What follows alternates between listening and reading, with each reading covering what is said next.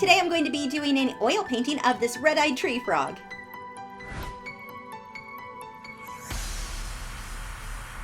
This painting was painted on a Frederick's Belgian linen canvas board. And while I am sponsored by Frederick's, I actually bought this canvas myself before I started working with Frederick's. They were already the only canvas I used, but I thought I'd throw that out there so there's no confusion. I paid for this one, but I am actually sponsored by Frederick's. The thing that I love so much about this canvas is it is so smooth and the paint just glides across it so easily. So it makes it really easy to get fine detail and that really, really soft out of focus blending that you're going to see me do here. You do want to watch whatever canvas you're choosing. If you're trying to get this kind of detail and this much blending, you don't want a canvas that has a lot of tooth. And having a lot of tooth isn't an indication of a good or a bad canvas. That's just a difference in canvas type. Certain techniques that you'll use, you will want more tooth. This style that I'm painting here, you want a very, very smooth canvas, as smooth as you can find.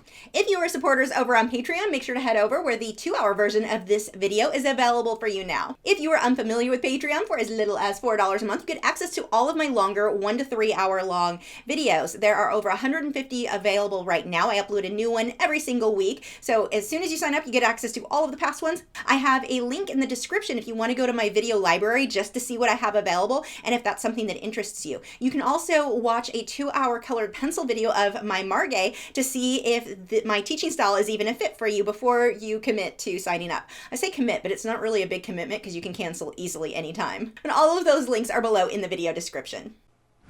For this one, I am starting out by painting my base layer with my unbleached titanium white. You could also use titanium white. It really doesn't make a big difference because you're going to put color on top of it later.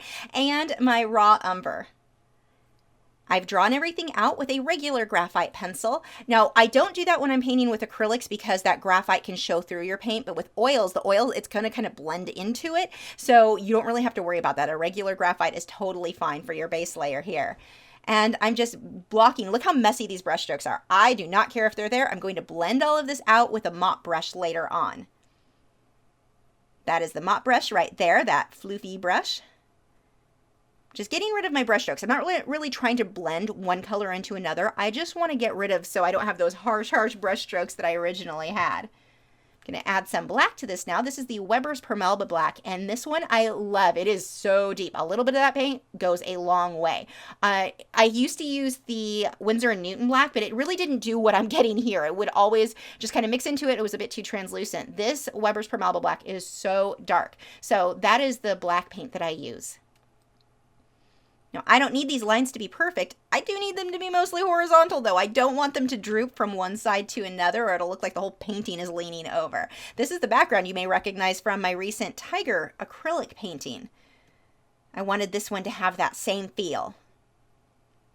And see how when I blend, look how I go right up against my subject. It is okay if I overlap over the frog or the mushrooms or the branch or anything. Doesn't matter. I would rather do that than end up with a glow, this little bit of an edge where you can see that I stopped, like I was afraid to mess up the subject, so I didn't quite take the paint all the way over. You don't want that halo effect. Make sure, in this case, it is way better for me to overlap too much than not enough. Sorry for the glare there. You'll be able to see what I'm doing in just a second here. And here I can let my brush stroke show. I don't need to blend these out with a mop brush. I can let that create this visual texture. When I say visual texture, I just mean that there's not, like if you were to touch it when it's dry, it's still completely smooth. This isn't thick paint at all. But I want to let that texture show, those brush strokes show. That'll add a little bit more detail. So I don't need to over blend that. And while this is still wet, I'm going to go ahead and take my unbleached titanium white. That is a very opaque white, or opaque color, I should say. So I'm able to get this, even though it's mixing in with the gray or the black and the browns in there, it still shows up pretty well. That is a synthetic hog hair liner brush. That one's probably a number 1 or a number 2. And I'm mixing a little bit of liquid, but not too much because the paint is already wet. I'm painting over a wet area, so I want to counter that by not adding a ton of liquid to this layer. As the first layer starts to dry, I can add more and more liquid as needed.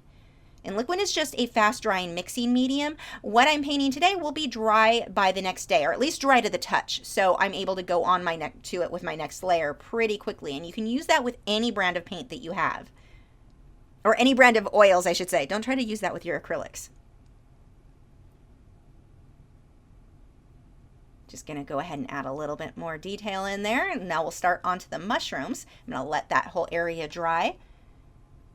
Now, a common question I'm asked about oil painting is what is fat over lean and how does that apply to you? For me, it doesn't really apply much at all because all of my layers are pretty much equal fat versus lean. Like I don't have layers that would be considered fat or thinner than a previous layer.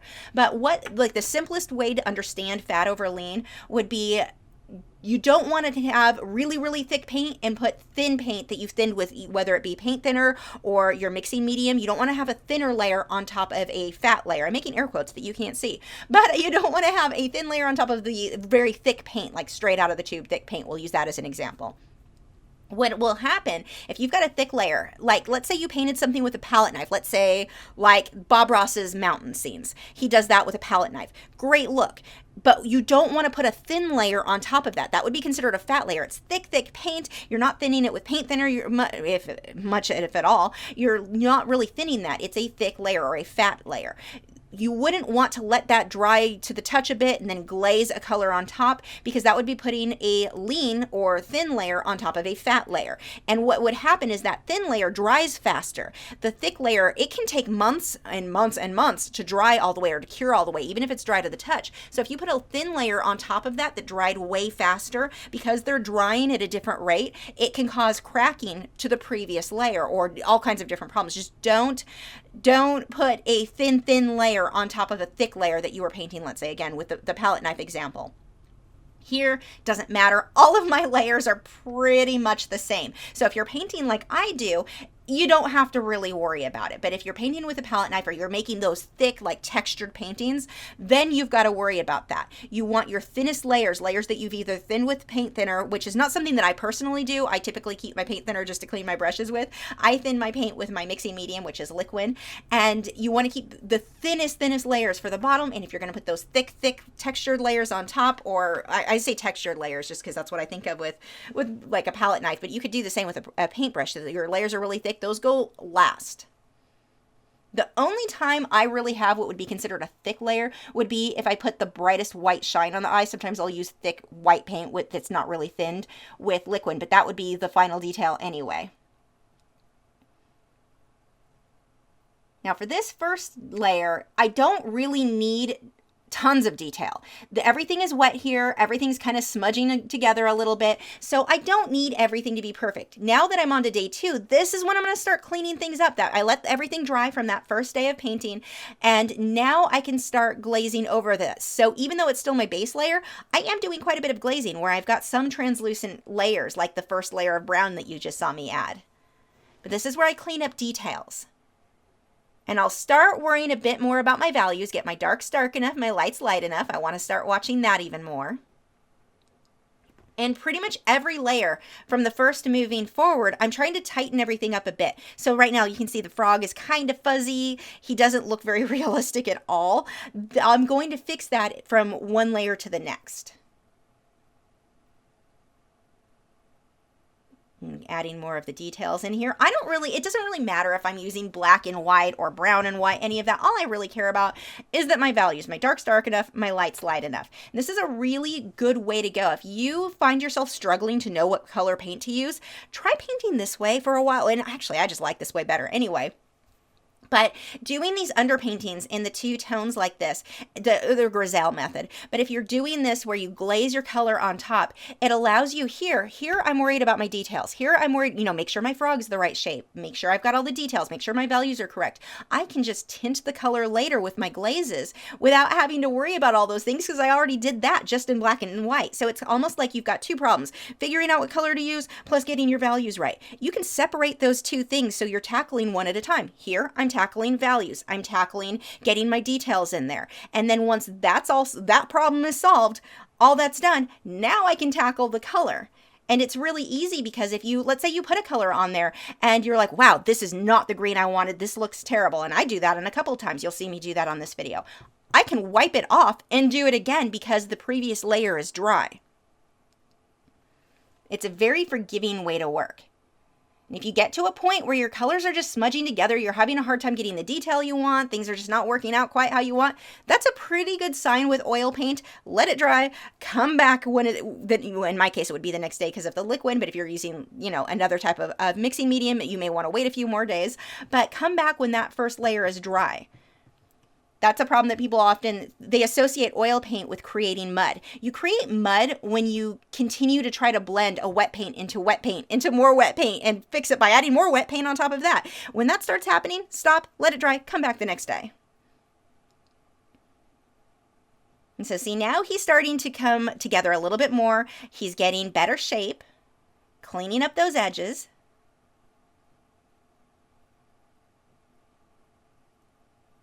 Getting my darks dark enough, lights light enough. Are you sick of hearing me say that yet? I say it all the time because it's such a big deal in your paintings. That is the single thing that'll probably make one of the biggest differences in your work. That and painting a bit slower, I would say. When I first started painting, I remember thinking I was doing marine life only, and I would look at these really advanced paintings that other artists like Christian Lassen had done that were so detailed, it looked like a photograph of the coral and the fish, and I would think, okay, I'm just going to take a sponge, make a couple of sponge strokes, is that a word, sponge strokes? But dab some sponge work on, or paint with the sponge onto the canvas, and that should be a coral in, 30 seconds. Yeah, I was trying to do in 30 seconds something that should have taken me more like 5 hours. Slowing down makes a big difference. And these YouTube videos, unfortunately, they do give the impression that things are being done a lot faster. This is 5 days worth of work for me, not the 20 minutes you're seeing here. So now I'm on to day 3, and I get to start with color. So see how translucent my color is? I'm going right over the black, right over the white, right over everything with the green and the magenta with a bit of brown mixed in with it. And see, the highlights will just show through. I don't have to paint in between and make sure I don't get any on the black. I want the black to show through, but now I'm tinting the black so it's not flat, and it gives me a lot more depth. Taking a little bit of white there for the highlights just because I felt like it was a little bit, I didn't have enough shine there. I'm still going to have to tint that because now it's too purple. I don't want it to be quite that color, but I can come back and fix that later.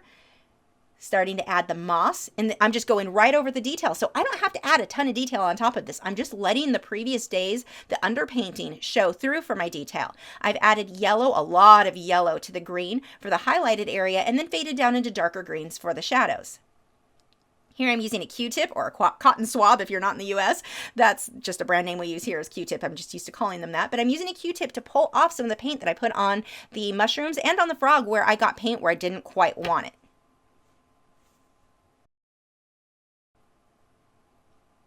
Darkening up some of these areas. Paying attention to where my lights and my darks go, really. Now, my first day of painting color will usually end in it looks less detailed. It looks worse than my last day of painting in black and white or brown and white.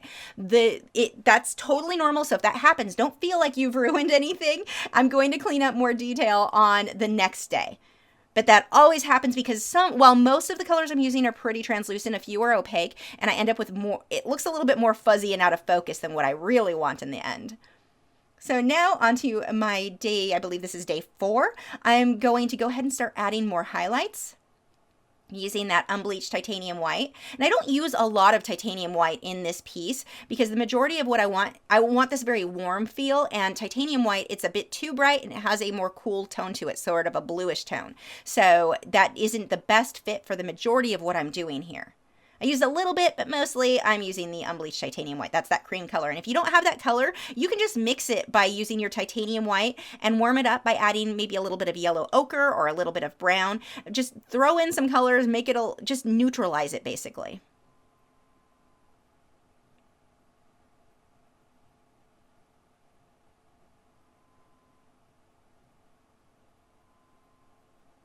And that brush is a little bit frayed. It has a little hair sticking off the side. You may be able to see, so I'm having to hold it to one angle to make sure it doesn't mess anything up. I ended up cutting that off with scissors. I finally got sick of it, but that is what happens when you do not clean your brushes properly. Adding a little bit more detail here, and I did not like what that looked like, so I took my Viva paper towel and just wiped it off. And this is the great thing about painting in layers like this. If you have a layer, it's done, it's dry, you add another layer on top and you don't like what it looks like, wipe it off and try again. It's very, very forgiving as long as you're letting it dry. When you're working wet into wet for everything, you really can't do that. I mean, you can to an extent, but this is much easier. And they use Viva paper towels or use like an old t-shirt. You don't want to use something like Bounty, or I can't think of other paper towel brand names off the top of my head, but anything other than Viva because they're too papery. They don't really play well with the oil paint and the paint thinner or even the liquid. It's like one drop of any of that stuff just kind of takes over the whole paper towel, whereas Viva is very cloth-like. So use that or an old rag works fine. Using some burnt sienna here for the shadows in the orange. You want to watch when you're working with oranges. Oranges and yellows. You may think, okay, it's a shadow. I need it darker. Add black. No, don't do that. That's not a good choice. In this case, I'm using the burnt umber. That works great. You can use magenta. Magenta is a beautiful color for both yellows and oranges when you're adding shadows. But don't jump to black. Black creates this kind of greenish, muddy, ugly. There are times you want that, but more often than not, you don't. So when you're trying to add a shadow to an orange, or even if you're doing to a red color, sometimes black looks good with red, but if it's more of like a orangey red, a warmer red, try first using magentas. You can use browns. In this case, that burnt sienna worked perfectly. Look at the dots that I'm adding both on the arm there and the back leg and on the toes. Dots are so helpful. Now there I'm using my titanium white. That is one area that titanium white was the best choice to go with. But adding those dots, it makes him look a little bit sparkly, kind of wet, which is perfect for the tree frog. Gives him that shiny skin look.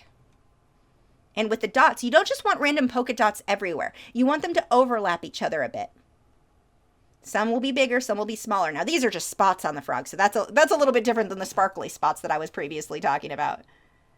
Correcting the shape of the eye there, and not so much correcting it, I would say, as just better defining the details. More spots around the face, so making that skin look sparkly. Now, one thing that you can do too, if you want the sparkles on there, or they're not really sparkles, but you want those white spots, those highlights like that, so that his skin looks a little bit shinier. If you go too bright, don't worry, let it dry and come back the next day and do a glaze of like just a light green, real thin glaze on top of it, and that will just tone it down a bit. But it's easier sometimes when you're getting those bright highlights just to use one single color, knowing that you can come back and glaze it later to tone it down. So we've got these green bits on the water. I know some of you told me on the tiger video what those were called, and I can't remember now. Let me know in the comments below what those are. So for the fireflies, I'm just adding a little bit of, I've got some yellow and some transparent mixing white, a little bit of unbleached titanium white, and I'm letting some of that background show through. I don't want it to be super dark, and then I put a bright white highlight in the middle. Now I'm doing it on the 4th day. I've got to let that dry. Once that dries, I can come back and glaze my orangey yellow color on top of that, but I need this layer to dry. The reason that I didn't just mix the color I wanted and paint that straight over the background is I wouldn't have gotten the transparency. It wouldn't have looked like that glow that I wanted around the fireflies. I need to do it first with this semi-opaque color and then take the transparent yellow on top, and that's going to give me more of that glow look around the firefly that I want. So this is my last day of painting. Everything underneath is dry to the touch. And the varnish that I use for oil painting, you don't have to wait. I know a lot of varnishes say you need to wait 6 months for the painting to be completely dry before you varnish. If you use a product called Gamblin is the maker. Gambar by Gamblin those names are way too close together. I get them backwards all the time. Probably got them backwards right then. But that product is wonderful. I have a video, I'll have a card pop up so you can check that out. But that product is wonderful for varnishing. It does have a gloss, which I like, so it evens everything out. If you've been using liquid like I have, sometimes you'll have some spots that are a little bit shinier than others. When I put the varnish over it, it's going to even everything out, and you can apply that as soon as the painting is dry to the touch. So I really only have to wait a couple of days. This is perfect if you were selling your artwork, because most of us can't wait 6 months, hold on to a piece, especially if it's a commission, before you can varnish it. So that is my absolute favorite varnish for oil painting. More of those little dots there.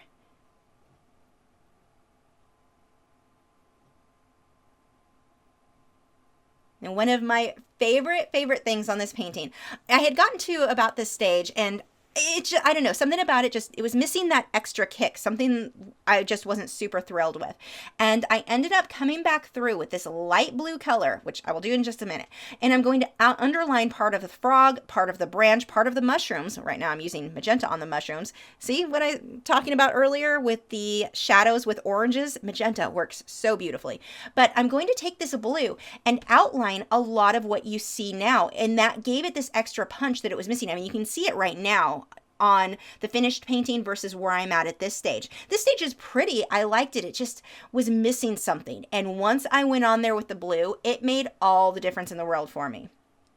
There with the fireflies, came back through with that transparent yellow, and then I used a little bit of unbleached titanium white just to punch up the center of the firefly. Few more shadows here. I'm mostly using magenta with a bit of brown for a lot of the shadows on the branch. I'm not just jumping to black. You want to avoid always jumping to black for your shadows. Right there. Didn't like what that looked like on his head, so I wiped some of that off. See, you can go back and fix everything. Very forgiving medium to work in as long as you're letting those previous layers dry. Coming back with some highlights with the yellow. And then just smudging it out where I've added the paint with one brush and I took another clean brush and just smudged it a little bit to soften it up. The big thing that you've got to watch with oil paint is don't overblend. It's easy to go, okay, well it blends, and it looked good when I blended it a little bit, so that must mean more blending would look better, right? Nope, don't do that. That's a bad idea. You only need a few brush strokes to blend. Don't keep blending and blending and blending, or you lose, whether it be a contrast between two colors, or it could be that you lose your values. You lose your lights and your darks. You just end up with one medium tone. So don't overblend. Usually just 2, 3, maybe 4 brush strokes, and that's all you need. A little bit more detailing here, and this is where I was finishing it up, and I thought I was done, and I'm just sitting back looking at it going, it's missing something. I know I can make, there's just something else that I need on this piece. On my tiger, the blue wouldn't have made sense, it didn't fit, but on this guy, it really made such a difference. See how I'm just underlining him? A little bit on his eyes, on his legs. I'm even going to put some on the mushroom, some on the branch. Now, because I'm adding the blue for the underline on these, or this sort of glow, I've got to throw a little bit into the water because it won't make sense if I've only got blue on the frog and the branch and there's nothing in the background. So by pulling a little bit of that blue into the water, it makes it feel like it's all one scene, even though technically I'm using 3 different reference photos. If you can call my own painting a reference photo for the background. So now I've brought all of these together by adding this color all over the place. And I don't need to overdo it, just in a few places is all I needed. For those of you who are patrons on the Phthalo Blue level and you're waiting for your October postcards, I'm pretty excited to say those are actually going out on time this month. That may be a first for me, but they came in, they are of this guy, obviously, hence the photo. They printed beautifully, so I'm so excited for you to get these. These should be going out to you guys within the next week or so. Have you subscribed yet? If not, I have a handy button right there. It's round, has an orange arrow going towards it. If you click on that, YouTube probably still won't notify you. You may also want to click on the bell icon to get notifications when new videos go up, or sign up for my newsletter. I send out one email once a week letting you know whatever new videos went up and what live streams I have going, along with some other art tips and motivation that I don't post anywhere else.